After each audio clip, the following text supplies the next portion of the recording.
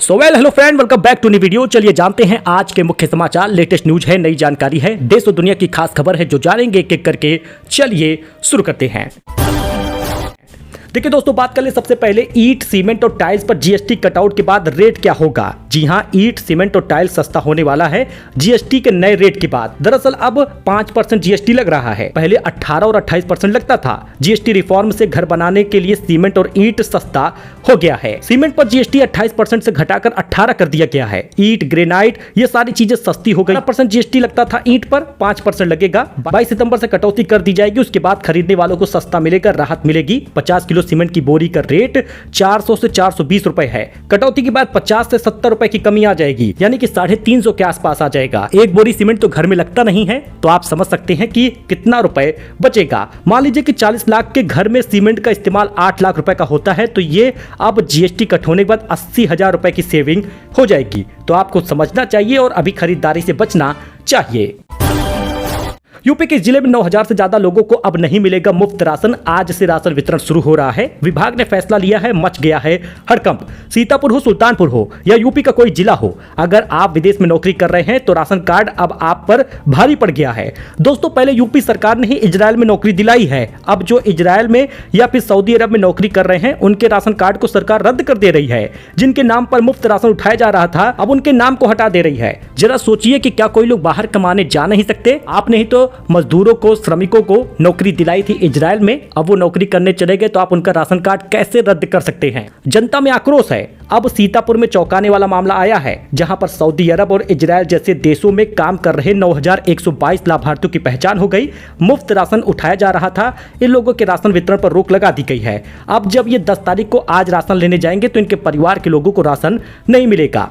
जी हां, 5.25 लाख लाभार्थियों ने ई-केवाईसी नहीं कराई। कारणों का पता चला तो सर्वे कराया गया। ये लोग बाहर नौकरी करते हैं, लेकिन दोस्तों ई-केवाईसी तो जरूरी है, क्योंकि इजराइल में नौकरी करने वाला एक बार घर में वापस फिर से आएगा, क्योंकि आपने नौकरी परमानेंट वहां पर नहीं दिलाई है। इस बात को समझना चाहिए। कमाई बढ़ गई है, सूचना सरकार को देनी चाहिए, ऐसा सरकार कह रही, और ई-केवाईसी ना होने पर राशन काट दे रही है। वही रोहित और कोहली के रिटायरमेंट के बाद पहला मैच आज भारत खेलेगी। भारत का पहला टूर्नामेंट शुरू हो गया है। एशिया कप में गिल निभाएंगे विराट का रोल, तो रोहित की तरह कामयाब होंगे सूर्य कुमार। दोस्तों, T20 वर्ल्ड कप 2024 की जीत के बाद भारतीय क्रिकेट के सुनहरे युग का एक बड़ा अध्याय बंद हो गया है। अब विराट कोहली, रोहित शर्मा और रविंद्र जडेजा जैसे दिग्गज इस फॉर्मेट को अलविदा कह दिए हैं। अब एशिया कप में पहली बार टीम इंडिया उनके बिना मैदान पर उतरेगी। शुभमन गिल पर कोहली की जगह रन बनाने का दबाव होगा, तो सूर्य कुमार यादव को रोहित की कप्तानी का वारिस माना गया है। ऑलराउंडर अक्षर पटेल को जडेजा की जिम्मेदारी उठानी होगी, यानी नई टीम तैनात है, नई टीम तैयार है। आज यूएई से एशिया कप का पहला मुकाबला भारत खेलने जा रहा। वृंदावन की बाढ़ देखने निकले संत प्रेमानंद। कन्नौज में 700 साल पुराने मकबरे की दीवार ढह गई। 22 जिलों में आज अलर्ट है। जरा इसका विजुअल आप दोस्तों देखिए। यूपी में नदियां उफान पर हैं। गंगा, यमुना समेत नदियों का बढ़ता जलस्तर लोगों के लिए मुसीबत बन गया है। हथनी कुंड बैराज से पानी छोड़े जाने के बाद मथुरा के वृंदावन में हालात बिगड़ गए हैं। 50% इलाका बाढ़ प्रभावित है। राधा वल्लभ मंदिर में पानी भर गया है। इसको देखने के लिए संत प्रेमानंद महाराज भी निकले। अब इस प्रकार के हालात है। 22 जिलों में अलर्ट है। बाकी विजुअल आप देख सकते हैं।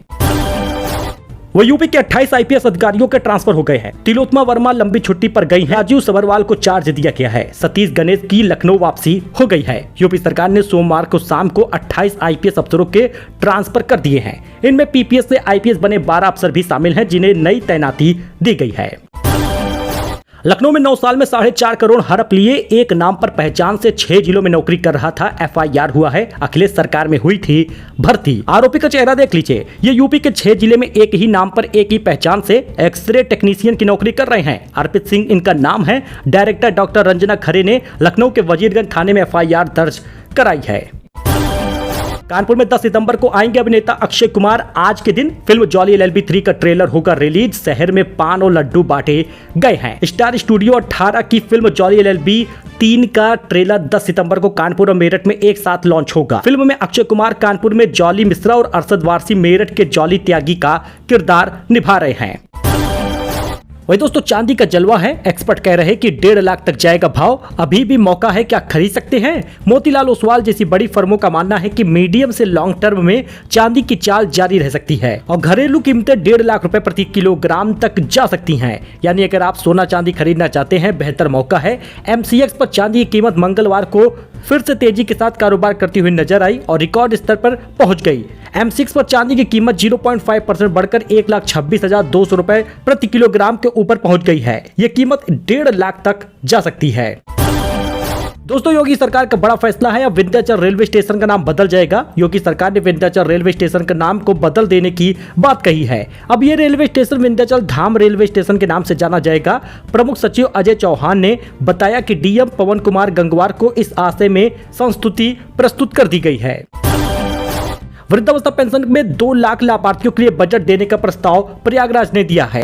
प्रयागराज में वृद्धावस्था पेंशन के लिए लाभार्थियों की संख्या बढ़ाने की मांग की गई है। जिला समाज कल्याण अधिकारी रमा शंकर ने यह प्रस्ताव दिया है। दरअसल अप्रैल मई जून में 1,63,000 लाभार्थियों को पेंशन मिली है। अब जुलाई अगस्त सितंबर का पेंशन मिलना है। 25 तारीख के बाद खाते में आएगा, लेकिन इससे पहले पेंशन धारकों की संख्या बढ़ाने की बात की गई है। योजना के तहत 60 वर्ष से अधिक आयु के लोग जो गरीबी रेखा के नीचे आते हैं, प्रयागराज के मूल निवासी हैं, तो उनको ये लाभ मिलेगा।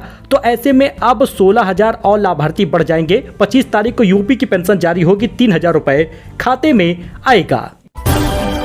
पीएम मोदी ने हिमाचल के बाढ़ग्रस्त इलाकों का हवाई सर्वे किया है। 1 साल की नितिका को मोदी ने गोद में खिलाया, बाढ़ में बह गया था परिवार। जी हां, प्रधानमंत्री नरेंद्र मोदी 9 सितंबर को पंजाब और हिमाचल प्रदेश के बाढ़ प्रभावित इलाकों का दौरा किया। उन्होंने हेलीकॉप्टर से कुल्लू, मंडी और चंबा में हुए नुकसान का हवाई सर्वेक्षण किया है। इसके बाद धर्मशाला में आपदा को लेकर एक बैठक की, जिसमें कई फैसले लिए हैं।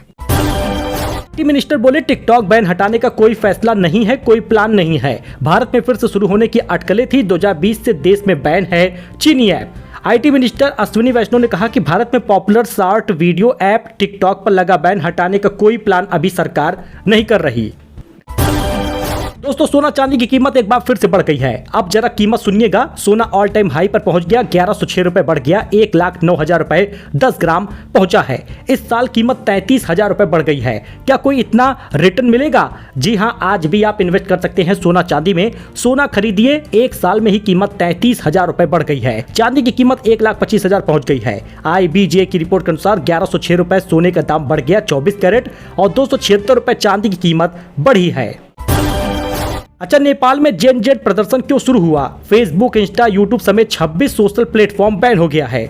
नेताओं के बच्चों की आलीशान जिंदगी से नाराजगी फैली थी। नेपाल में सोमवार को काठमांडू और कई बड़े शहरों में सरकार के खिलाफ जबरदस्त विरोध प्रदर्शन जारी हुआ। इसमें अब तक 19 लोगों की मौत हुई है और 200 से ज्यादा लोग घायल हुए हैं। लेकिन यह विरोध जेन जेड यानी कि साल 1997 से 2012 के बीच पैदा हुए नौजवानों ने शुरू किया है। युवा भ्रष्टाचार और फेसबुक, यूट्यूब, इंस्टाग्राम जैसे 26 सोशल मीडिया प्लेटफॉर्म बैन करने की वजह से नाराज थे। सीएम योगी पर बनी फिल्म युवाओं को देगी संदेश। डायरेक्टर बोले, सेंसर बोर्ड को एनओसी मांगने का कोई हक नहीं, कोर्ट के आदेश से मिला है सर्टिफिकेट। उपराष्ट्रपति चुनाव मतदान जारी है। राधा कृष्णन और रेड्डी में मुकाबला था। आपको बता दें कि मोदी ने पहला वोट डाला। अकाली दल और नवीन पटनायक और केसीआर की पार्टी ने दूरी बनाई है। 15वें उपराष्ट्रपति के लिए मंगलवार को मतदान जारी हुआ और संसद में वोटिंग सुबह 10 बजे से शाम 5 बजे तक हुई है। पीएम मोदी ने पहला वोट डाला है। एनडीए ने 68 साल के सीपी राधाकृष्णन को तो इंडिया ने 79 साल के बी सुदर्शन रेड्डी को प्रत्याशी बनाया है। इस चुनाव में कुल 781 सांसद वोट डाल रहे हैं। वोटों की गिनती शाम 6 बजे शुरू होगी। इसके बाद परिणाम घोषित होगा, यानी जब तक आप न्यूज देखेंगे तब तक उपराष्ट्रपति का नाम भी आगे रहेगा। लोकसभा में इकलौते सांसद वाले शिरोमणि अकाली दल ने भी पंजाब में बाढ़ के चलते वोट डालने से इनकार कर दिया है। बाकी AIMIM अध्यक्ष असदुद्दीन ओवैसी ने बताया कि इस चुनाव में वे इंडिया के प्रत्याशी को समर्थन करेंगे। अच्छा, जरा इसका स्क्रीन भी आप देख सकते हैं। वही लोकसभा स्पीकर ओम बिरला वोट डालने संसद भवन पहुंचे थे। विदेश मंत्री S जयशंकर उपराष्ट्रपति चुनाव में वोटिंग की और वोट डालने तिहाड़ जेल से संसद पहुंचे। बारामूला सांसद राशिद, वो भी आप स्क्रीन पर देख लीजिए। अच्छा, गृह मंत्री अमित शाह और असदुद्दीन ओवैसी ने भी वोट डाला है। वही गडकरी का हाथ पकड़कर वोट डालने पहुंचे खड़गे, ये भी जरा देखिएगा। नेपाल में हिंसक प्रदर्शन के बीच पीएम ओली का इस्तीफा सामने आ गया है। संसद भवन में घुसे प्रदर्शनकारी, जरा विजुअल देखिएगा। आग लगी, राष्ट्रपति के घर में तोड़फोड़ हुआ है। नेपाल में 2 दिनों से जारी हिंसक प्रदर्शन के बीच प्रधानमंत्री KP शर्मा ओली ने इस्तीफा दे दिया है।